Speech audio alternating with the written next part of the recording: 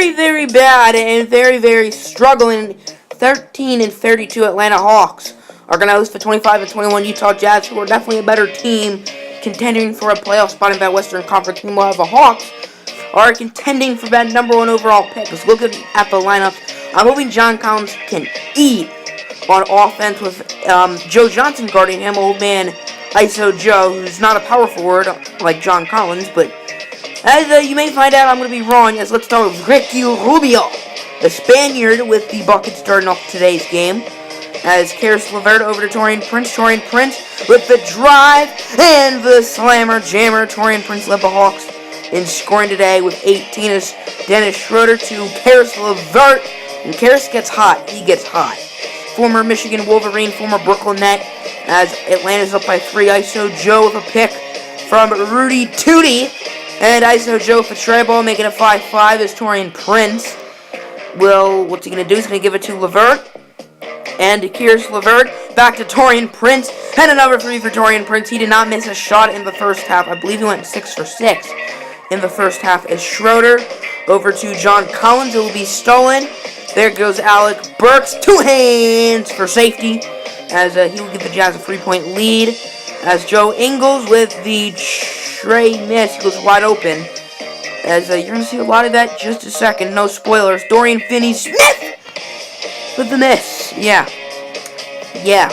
And then the Jazz, Joe Ingles, who also had 18 points, over to Donovan Mitchell, the rookie from Louisville. Passed it to Jerebko. Jerebko back to Ingles. Ingles back to Jerebko. Jerebko back to Donovan Mitchell. Mitchell back to Joe Ingles with the lucky bounce. Jazz up by 8. Kent Blazemore over to DeAndre Bembry. Green release. So at the end of the first quarter, Frank Mason over to Kent Blazemore for 20. Blaze it. That's how your fourth quarter would end. Jazz down by 4 as Dorian Finney-Smith in the paint with the and one. That'll be huge for the Atlanta Hawks, as it will be 27-23. The Jazz start getting on a run as Frank Mason over to DeAndre Bembry. Bembry over to Kent Blazemore. He waits, and Kent Blazemore probably shouldn't have waited, because he probably would have gotten the 3. As Vince Carter over to Donovan Mitchell. Mitchell over to Ekepe Udo. Udo to Joe Ingles. Ingles over to Udo. Udo over to Vince Carter. Vince Carter over to Joe Ingles with the and one. Or no, that was Jonas Jerebko, sorry. He was getting revenge on Finney-Smith. Finney-Smith's and one was on Jerebko. As Joe Johnson with the miss. Rebounded by John Collins. Collins over to Dennis Schroeder. Schroeder over to Karis LeVert with the layup, getting the Hawks out of their cold spell.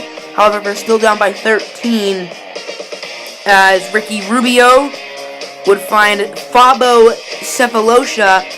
Notice how all the Jazz players have been wide open. I don't know what 2K is doing. I'm hoping this isn't permanent. As Karis LeVert, try ball, making a 15-point game. As Joe Johnson. You see? Look. Taurean Prince is just standing there. I don't know what's going on. You see, there's a wide open man in the corner. Alec Burks somehow missed it, but I don't know what 2K is smoking. But yeah, it's Taurean Prince with a one-handed slammer jammer. Let's get a little more positive, I guess. As Ricky Rubio over to Joe Johnson. Maybe I shouldn't be positive anymore. Ricky Rubio with the assist, I believe, making it a 16-point game. Wide open Fabo Cephalosha. Yeah. Hawks down by 20, and we're not even done the half yet. Jonas Jerebko with the 3, as DeAndre Bembry over to Mike Muscala to Kent Blazemore. Just like the first quarter, Blazemore ending off the quarter. Now, at the beginning of the second half, I started to actually realize and wonder what the hell was going on. As Dennis Schroeder with the layup. That was his only basket of the whole game. Because he definitely did not have a good game. Hoping to make the All-Star team this year, even though it's been like the worst team. As Karis LeVert with the miss. Hawks down by 21, and we just started the second half. Ricky Rubio over to Gobert, who found a wide open Fabo Cephalosha.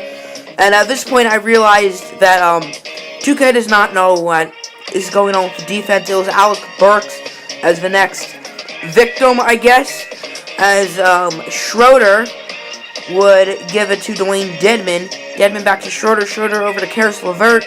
LeVert to John Collins. Mid-ranger danger for John Collins, hoping to win Rookie of the Year, as Carter guarded by LeVert. As Carter will give it over to Gobert. Gobert wide open. Thabo Sefolosha would miss it. I found in the game he was the first ever player out of Switzerland to come in the NBA, so that's kind of interesting. I believe it said Sefolosha was drafted in like 2006. As Torian Prince about layup, he did not miss a shot in the first half, going 6 for 6. His old man Vince Carter is still getting it done. You know why? Because he's wide open. Just like Donovan Mitchell, wide open. Who's next to be wide open? Well, it's actually a Hawks possession. John Collins with the drive over to DeAndre Bembry, the second-year man from St. Joseph's, over Kent Blazemore, 4-2-0, 420 Blaze it. As I had to figure something out with this defense.